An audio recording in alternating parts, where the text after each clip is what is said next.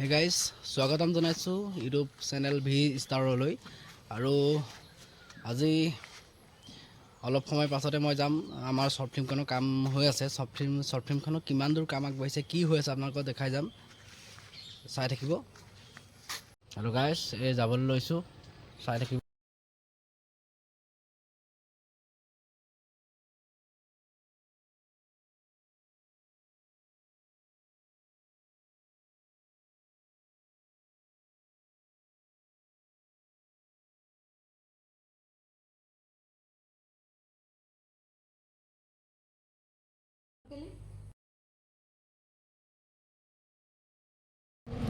নমস্কাৰ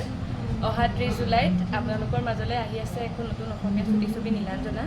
আশা কৰিছোঁ সকলোৱে মৰম দিব আৰু ছবিখন উপলব্ধ হ'ব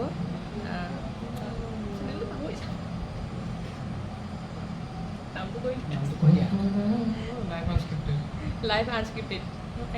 এটা পাহৰি গৈছিলে কাটি দুমান নমস্কাৰ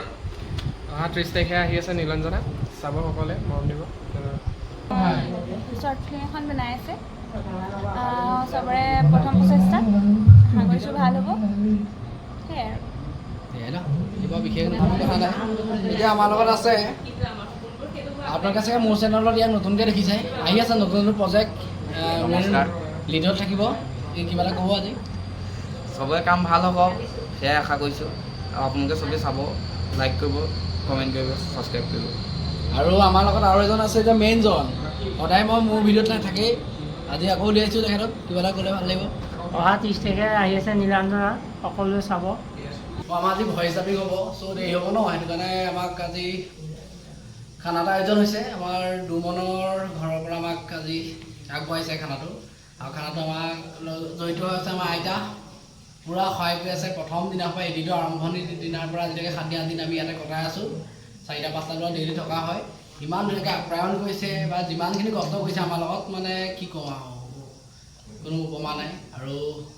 এই আশীৰ্বাদ আমাক আশীৰ্বাদ হিচাপে লৈছোঁ সদায় আশীৰ্বাদ দি থাকিব বুলি আশা কৰিছোঁ আৰু আইতাও সদায় স্বাস্থ্য ভালেই হৈ থাকক তাৰ কামনা কৰিছোঁ